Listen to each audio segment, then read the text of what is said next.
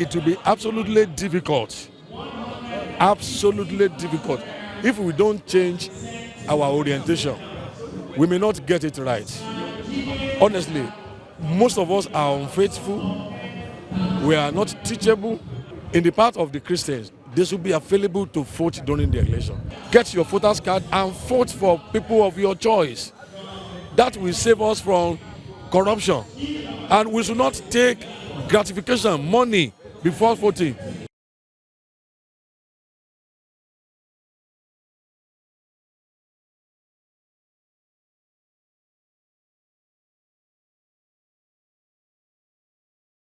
People should look for a leader that has a listening ear.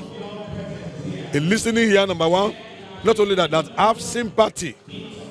Not somebody who has never experienced any hardship.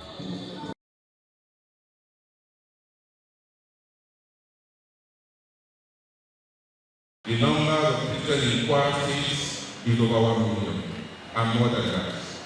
Why can't we determine who will be the government in Kwara State?